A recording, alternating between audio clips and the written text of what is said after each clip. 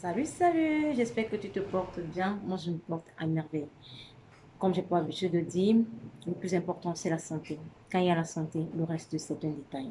On va chercher l'argent, on va acheter avec. Aujourd'hui, nous allons parler de la confiance en soi. Oui, nous allons parler de la confiance en soi. J'ai des gens qui m'écrivent, qui m'appellent, Vanny, je te demande si je ne sais pas aborder les gens, je ne sais pas aborder les gens en public, je ne sais pas parler aux gens.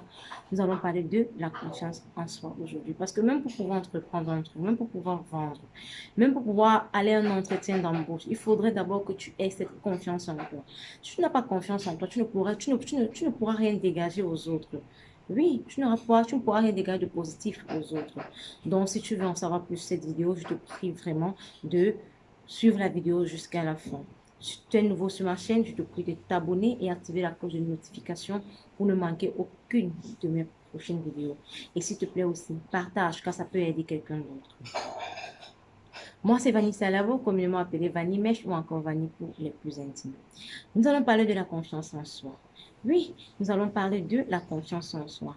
C'est très important d'avoir confiance en soi même avant d'espérer que les autres puissent avoir confiance en nous. Parce que si déjà tu n'as pas confiance en toi, ton vis-à-vis ne pourra pas avoir confiance en ta personne.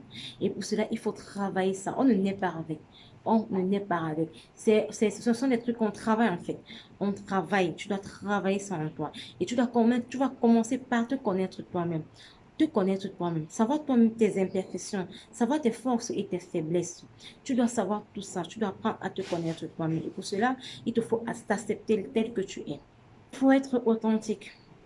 Il faut être authentique. Vous allez parfois voir des gens qui n'ont pas pour habitude comme on a l'habitude de dire, de parler comme les benguis. Quand elle va te rencontrer, elle va te dire, oh, ah, Vanny, c'est comment tu vas? Et pourtant, elle n'a pas pour habitude de parler de cette manière. Pourquoi faire ça? Pourquoi? Tu n'as pas besoin de ça. Tu dois être authentique. Tu dois être tel que tu es. Te parler comme tu as l'habitude de t'exprimer, même quand tu es en famille, même quand tu es avec des amis. Tu n'as pas besoin de changer ta voix. Tu n'as pas besoin de changer ton gestuel parce que tu veux faire bonne impression devant la personne qui est à côté de toi. Non, tu n'as pas besoin de ça. Parce que les vieilles habitudes finissent toujours par nous rattraper un jour. Oui, se poser de bonnes questions. Oui, se poser de bonnes questions parce que la remise en question est la clé de l'amélioration de soi-même. Se poser des questions comme par exemple, qui suis-je? Est-ce qu'au quotidien, j'avance comme j'avais prévu dès le départ? Est-ce que j'avance vers mon objectif? Qu'est-ce que je dois faire pour pouvoir améliorer ci ou ça? Se poser de bonnes questions. Oui, tu te poses de bonnes questions et tu essaies de répondre à ces questions-là. Une fois que tu as la réponse à ces questions-là, en ce moment, tu essaies de trouver comment faire pour pouvoir les améliorer. Il faut arrêter de se comparer à d'autres personnes. Non, tu n'as pas besoin de te comparer à l'autre. Tu n'as pas besoin de te comparer à X ou à Y. Parce que cela te dévalorise toi-même. Parce qu'à force de dire, je veux être comme tel. Waouh, j'ai vu la fille là. Maman, elle a porté un habit. Et comme elle se vante, la maman, je veux aussi faire aussi comme elle. Pour qu'elle puisse savoir que non, elle n'est pas la seule dans ça. Non, tu n'as pas besoin de ça. Tu ne te compares à personne. Tu ne te compares à personne. Tu dois être la meilleure version de toi-même. Tu dois également oublier parfois tes défauts. Il est important que parfois tu oublies tes défauts. Parce que je prends peut-être un exemple pour quelqu'un qui est impulsif. C'est vrai, l'impulsion, c'est un très grand défaut. C'est un très grand défaut. Je prends un peu l'exemple dessus. À chaque fois, peut-être que tu vas peut-être commettre un acte, qu'elle soit positive même.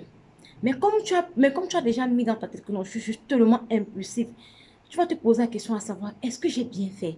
Et en ce moment, tu vas peut-être retenir la personne, du coup, ouais, vraiment, je n'ai pas fait ça, j'ai fait ci parce que, te justifier. Te justifier alors que tu n'as pas besoin de le faire. Alors que l'acte que tu as posé était normal, était vrai. L'acte que tu as posé était exactement ce qu'il fallait faire.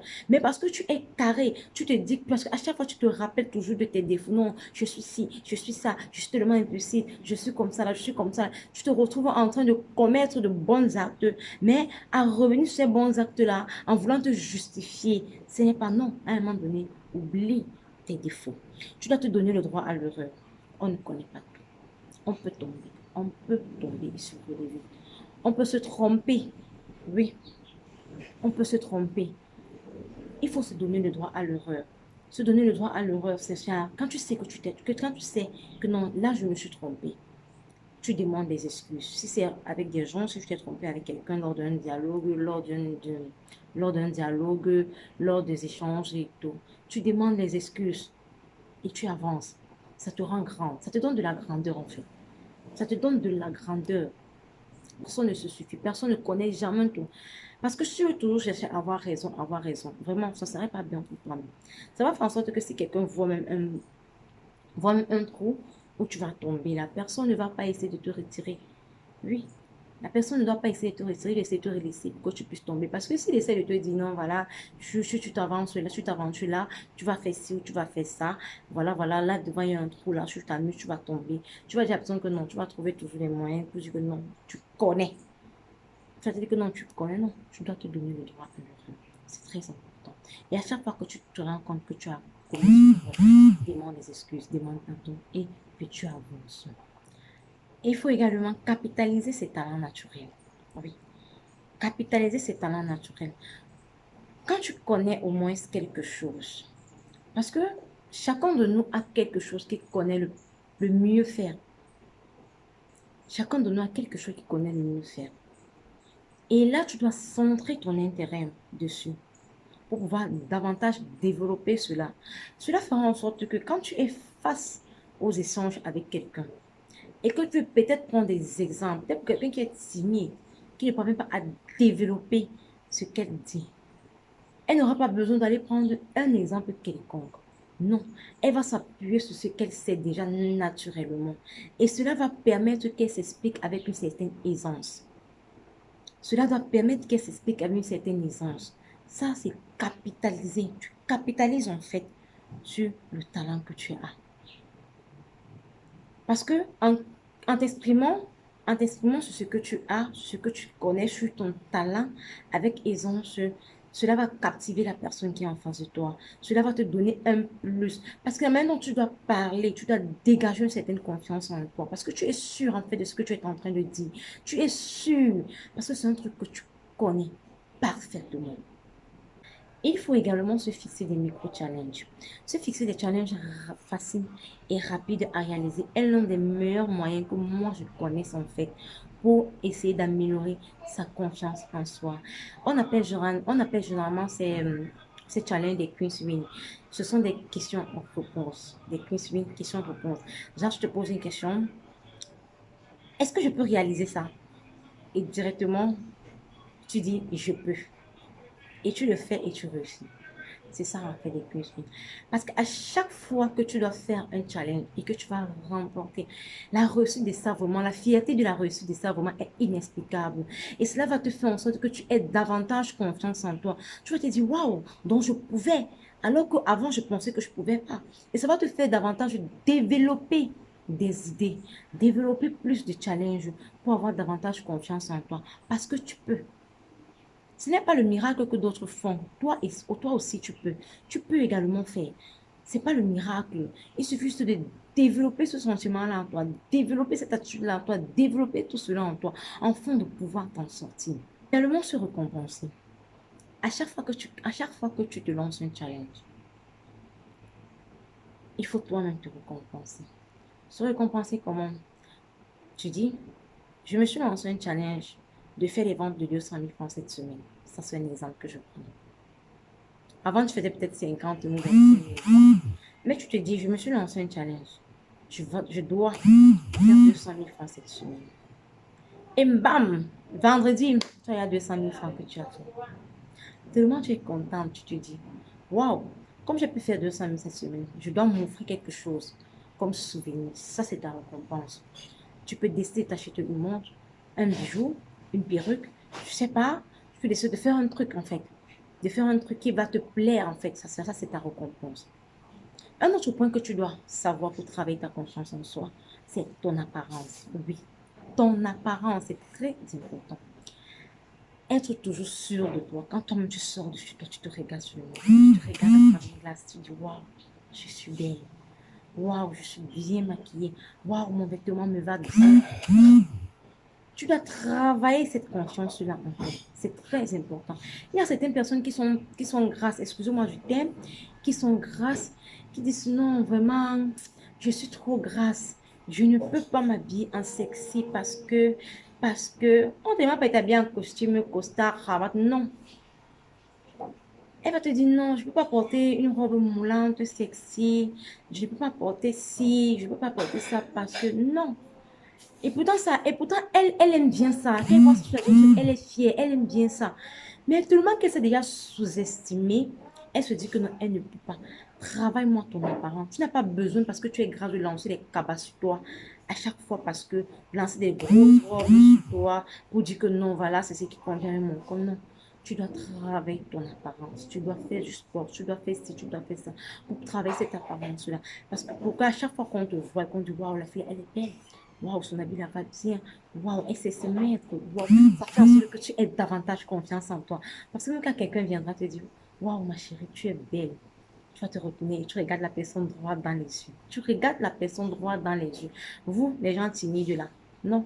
Les gens timides là, vous n'allez pas baisser la tête comme ça pour dire, ok, merci. Ah, il mettait seulement ça pour mettre. Ah, est-ce que c'est même. Non. Tu regardes la personne droit dans les yeux. Tu dis, waouh, merci. Un compliment venant de quelqu'un qui a aussi de goût comme toi, vraiment me va droit au cœur. Tu vois, à ce moment-là, tu es tellement sûr de toi. Quand tu vas me marcher, ta démarche va changer. C'est automatique. Ta démarche va changer. Donc, tu dois travailler ton apparence.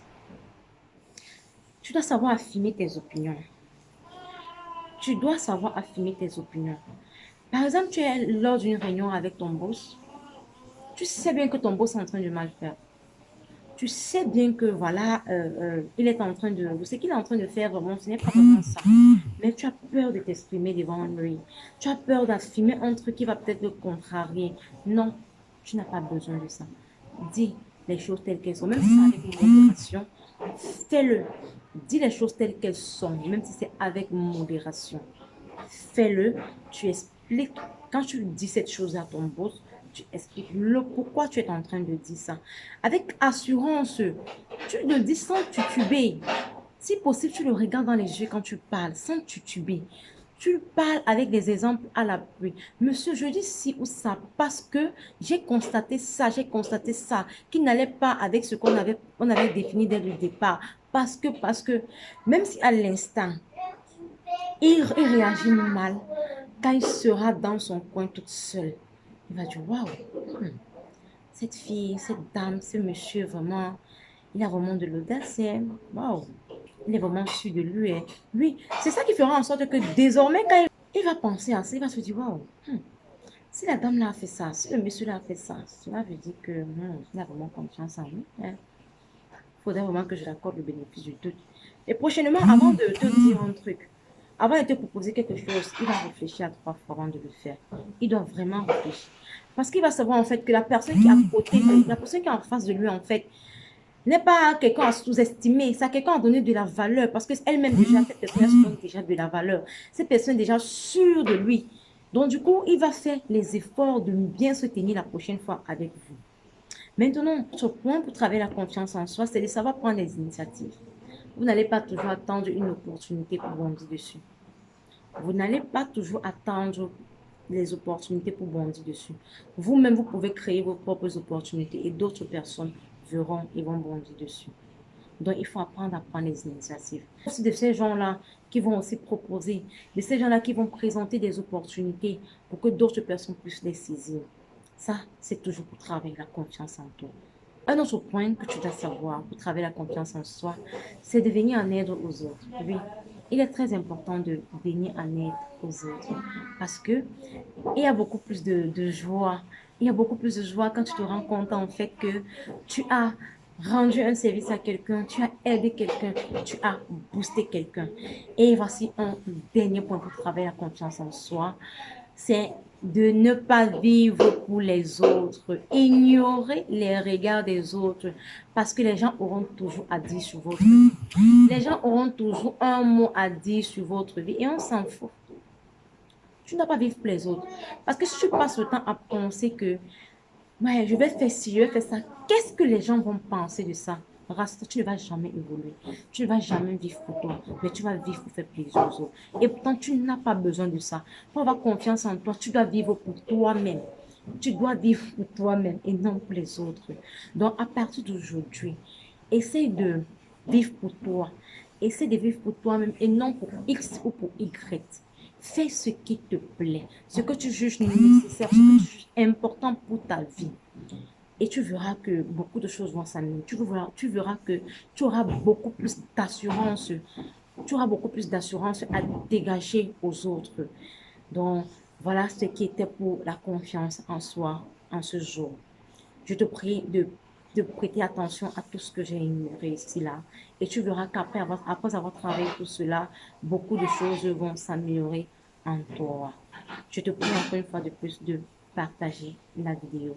On se revoit une prochaine fois pour une autre vidéo. À plus tard.